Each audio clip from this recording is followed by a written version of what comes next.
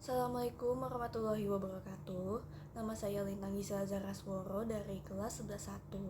Saya ingin mempresentasikan, menjelaskan, dan menyetorkan tugas sejarah saya untuk memenuhi tugas saya yang diberikan oleh Pak Samsul.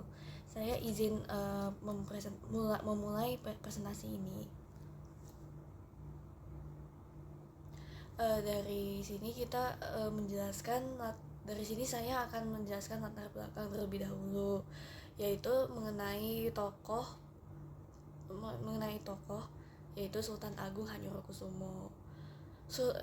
Beliau ini merupakan putra dari pasangan Prabu Hanyokrowati dan Ratu Mas Adidiyah Banowati. Sultan Agung naik tahta pada tahun 1613 dalam usianya yang masih 20 tahun.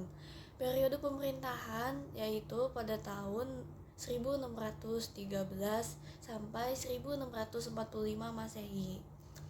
Nah, kerajaan yang ia tahta yaitu dari kerajaan Mataram Islam.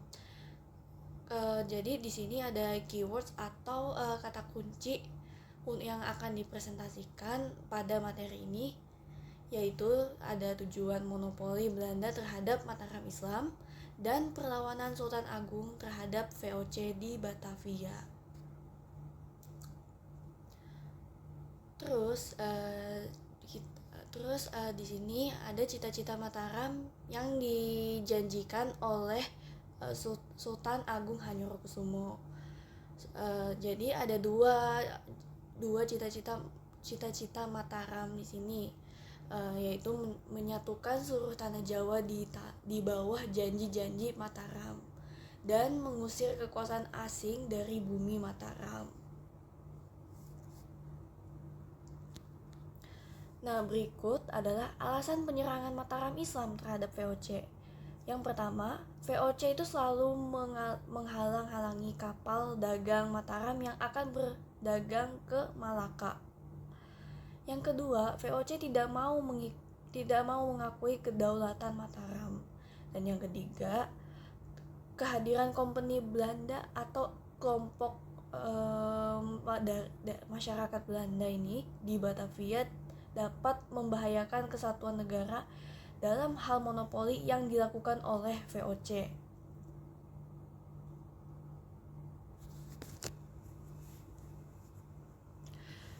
Pada perang pertama pada tahun 1628. Nah, perencanaan di sini pada tahun 1626 Sultan Agung telah mempersiapkan pasukan untuk mengusir VOC. Tanda-tanda pertama bahwa orang Mataram akan merencanakan sesuatu yang luar biasa adalah penutupan hampir seluruh pantai Jawa atas perintah Tumenggung Baureksa dari Kendal selaku pimpinan perang. Kemudian di perjalanan pada tanggal 22 Agustus 1628, Tumenggung Baureksa atau panglima tertinggi di armada Jawa saat itu tiba di pelabuhan Batavia dengan 50 kapal yang lengkap dengan perbekalan yang sangat banyak. Selanjutnya datang lagi 7 kapal Mataram yang akan menuju Malaka dan bersinggah dulu di Batavia. Nah, lalu pada bagian pertempuran akhir terjadilah pertempuran sengit antara pasukan Mataram melawan VOC di berbagai tempat. Tetapi kekuatan tentara VOC dengan senjatanya ini jauh lebih unggul sehingga dapat memukul mundur semua kekuatan pasukan Mataram. Tumenggung Baureksa sendiri gugur dalam pada pertempuran itu. Dengan demikian, serangan tentara Sultan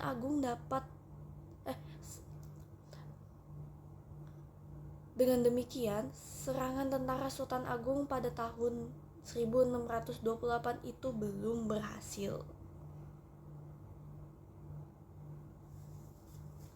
Pada bagian perang kedua tahun 1629, 1 tahun setelah perang pertama di sini, yaitu waktu persiapan kembali, yaitu Sultan Agung pun segera menyusun rencana untuk melakukan penyerangan kembali terhadap VOC. Namun sayang, rencana penyerangan Sultan Agung yang kedua ini telah diketahui oleh VOC. Lumbung-lumbung beras yang sudah dipersiapkan oleh Sultan Agung dihancurkan oleh VOC. Juga 200 buah kapal Mataram dihancurkan juga. Walaupun pasukan Mataram dapat menghancurkan benteng Hollandia dan menguasai benteng Bommel. Pada waktu penyerangan ini, pada saat berkecamuknya perang antara Mataram dan VOC, yang terdengar berita bahwa Gubernur Jenderal P. Coen meninggal tepatnya pada tanggal 21 September 1629. Kejadian ini membuat semangat Mataram kembali menyala. Dengan sisa-sisa pasukan dan perlengkapan yang ada terus melakukan penyerangan. Di sisi yang lain, VOC yang sedang berduka menjadi semakin marah terhadap Mataram. Namun sayangnya perang kedua ini juga mengalami kegagalan lagi. Dengan mengendalikan persenjataan yang lebih baik dan lengkap, akhirnya VOC dapat menghentikan serangan-serangan pasukan Mataram. Pasukan Mataram semakin melemah dan akhirnya ditarik mundur kembali ke Mataram. Dengan demikian, serangan Sultan Agung yang kedua ini juga mengalami kegagalan.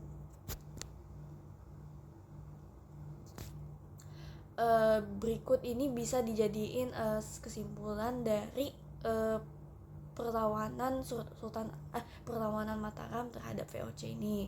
Jadi penyebab kegagalan penyerangan ini adalah persediaan makanan itu telah dibakar habis oleh Belanda. Yang kedua itu terjadinya wabah penyakit di kalangan tentara. Yang ketiga, persenjataan yang tidak seimbang.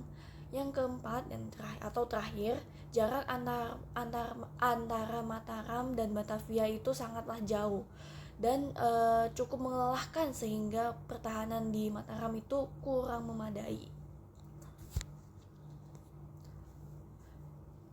Jadi berikut presentasi saya mengenai perlawanan Mataram terhadap VOC ini.